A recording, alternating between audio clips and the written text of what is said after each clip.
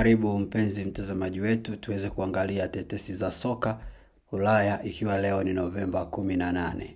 Katika siku ya leo tuna tetesi kadhaa za soka. Kabla sijaanza kuzitililisha na kukaribisha uweze kusubscribe channel yetu hii kwa ajili ya kuendelea kupata taarifa zaidi za kimichezo, lakini pia tufollow upande wa Facebook pamoja na upande wa TikTok. Hakikisha umebonyeza alama ya jumlisha ya kutufollow. Tuanze na huko Manchester. Kiungo wakati wa Wolves Joao Gomez yuko tayari kujiunga na Manchester United kwa ada ya euro milioni 44 ya kutosha kumzawadia Mbrazili huyo mwenye umri wa miaka 24 mbali na Molineux mwezi Januari.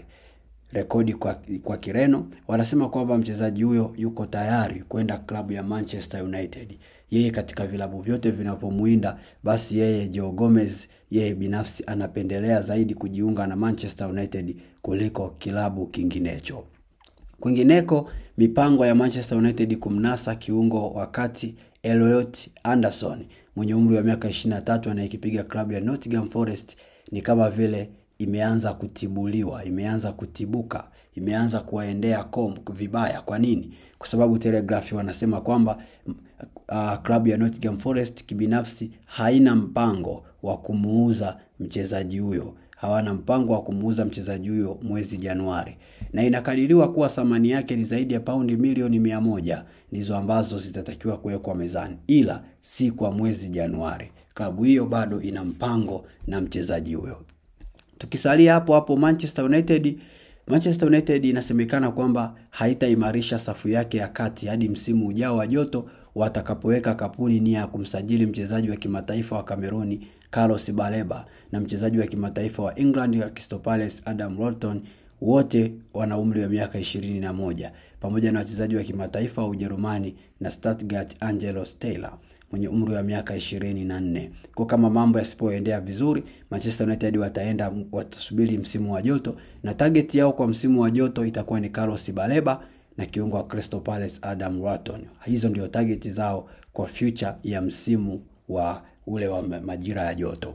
Kwingineko, klabu ya Manchester City chini ya kocha hatari zaidi kwa sasa Pep Guardiola wanavutiwa na winga wa klabu ya Cologne ya Ujerumani Said Elmala mwenye umri wa miaka 19. Said Elmala anaivutia sana klabu ya Manchester City, na Guardiola amewaomba wasaka vipaji wa City kwamba wamfuatilie kwa umakini sana. Kwa mujibu wa Sky Sport German, wanasema Guardiola amekuwa akiwaomba waangalizi wake wamsaidie kumfuatilia kwa ukaribu zaidi mshambuliaji winga huyo ambaye amekuwa ni hatari sana kwenye eneo la pembeni.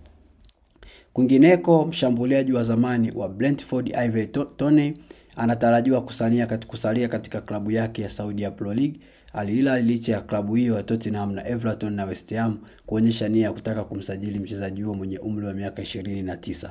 Lakini Football Insider wanasema Ivan Toney atasalia huko, hataweza kuondoka. Kwingineko, kiungo wakati wa Atletico Madrid na timu ya taifa ya Uingereza Conor Gallagher hana nia ya kuhama klabu hiyo ya Atletico Madrid. Anasema ana maisha ya furaha sana anapoishi kwenye jiji kuu la Hispania la Madrid. Anajisikia furaha zaidi kubaki kwenye timu hiyo badala ya kuhama kuelekea klabu ya Manchester United ambao wameonyesha nia ya kumhitaji kiungo huyo. Kwa mchezaji huyo amesema hana mpango wa kutamani kuhama. Kwingineko pia inasemekana klabu ya Bournemouth wameweka ugumu kwa Antoine Semenyo kuweza kuondoka kwenye klabu hiyo kwenda kujiunga na Liverpool. Kwa ule uwezekano wa Liverpool kumpata Semenyo na yenyewe pia unafifia kwa sababu timu hiyo imekataa kumwachia mwezi Januari.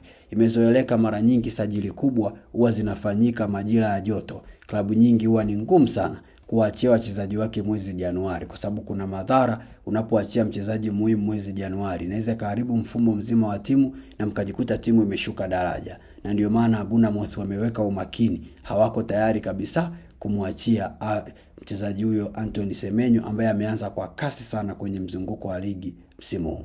Basi haya ndio machache katika mengi yaliyopo ya kimichezo, na kukaribisha uweze kusubscribe channel yetu pamoja na kutufollow, na bye bye, tukutane tena wakati mwingine.